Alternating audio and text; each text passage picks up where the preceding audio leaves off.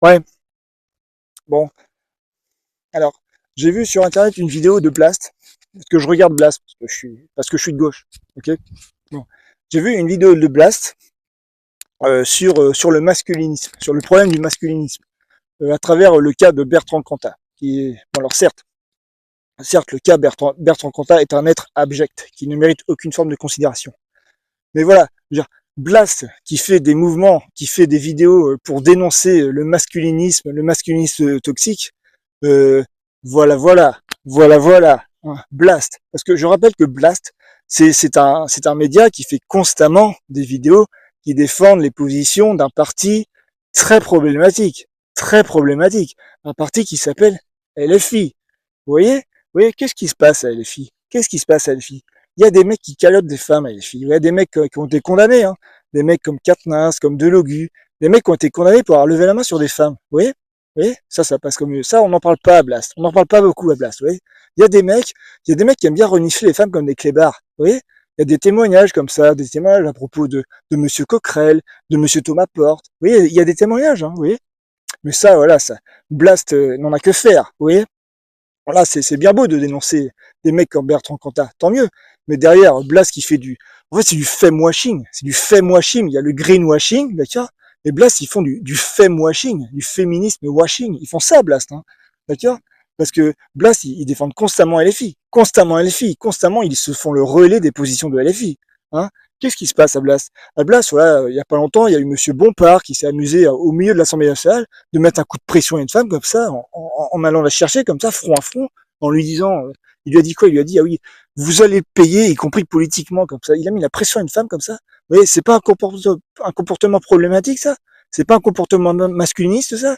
Hein? Qui c'est qui gueule à l'Assemblée nationale, là? Qui c'est qui gueule? Combien de fois, moi, je vois à l'Assemblée nationale un mec qui se met debout, qui gueule, et derrière lui, une femme assise qui applaudit? Combien de fois je vois ça, moi, dans le camp de LFI? Je vois ça très souvent. Je vois ça très souvent. Vous voyez?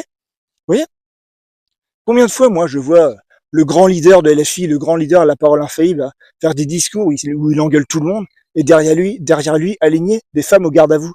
Combien de fois je vois ça? J'ai vu ça au 1er mai. Hein. Il fait ça très souvent. Très souvent. Il se met à engueuler tout le monde. Alors évidemment, tout le monde applaudit parce que quel honneur d'être engueulé par le grand leader à la parole infaillible. Hein. Et derrière lui, aligné au garde à vous des femmes. Ouais, c'est normal ça? C'est normal ça? Ah ouais, ouais, ça se tient bien. Hein. Ça se tient, il sait les tenir, lui. Hein. Les femmes, elles se tiennent bien, les filles. Elles se tiennent bien, les filles. Donc, les Blast qui part en croisade contre le masculinisme toxique, est mort de rire. Mort de rire. Il serait peut-être temps de regarder l'éléphant au milieu de la pièce. Hein. Genre, LFI est le parti le plus masculiniste de France. D'ailleurs, il y a des comportements très problématiques à LFI. Hein, d'accord. Monsieur Mélenchon est l'homme politique le plus masculiniste de France. Combien de fois je l'ai vu parler comme de la merde à des journalistes femmes? Alors qui parle comme de la merde à des journalistes hommes, tant mieux, j'en ai rien à foutre. D'accord. Mais qui parle comme de la merde à, à qui? À Léa Salamé, à Aurélie Casse, à Natacha Polony. Je l'ai vu ça. Je l'ai vu ça, mais ça passe comme une lettre à la poste. Parce que le grand leader ne serait jamais un masculiniste. Il a raison sur tout, le grand leader. Il a la parole infaillible, le grand leader. Déjà, il serait peut-être temps de faire une sorte d'autocritique à LFI. Hein, parce qu'il y a beaucoup de problèmes. Il y a beaucoup de problèmes. Donc Blast avec leurs vidéos contre le masculinisme toxique, mais c'est vraiment, c'est de la bonne conscience, c'est à bon compte. Hein. D'ailleurs, c'est du fame-washing. Hein. Mort de rire. Mort de rire. Il serait peut-être temps de parler de l'éléphant au milieu de la pièce. Hein. Il serait temps de mettre un gros coup de balai là-dedans. Hein. Parce que, alors je sais bien qu'en disant ça, je prends le risque de me faire traiter de facho. Mais il se trouve que non, il se trouve que je suis dans leur camp. Et je trouve que je suis dans le camp de M. Mélenchon. Mais lui, il n'est pas dans le mien. Parce que vu comment il parle aux femmes, il n'est pas dans mon camp, ce type-là. Il est de droite. Il a un habitus de droite. Il parle aux femmes comme de la merde. D'accord? Il est fou, garde à vous. Ok? Dès qu'il y a un truc qui lui plaît pas, il les engueule, d'accord? Il a un habitus de droite. D'ailleurs, il a le sens de la hiérarchie. Hein.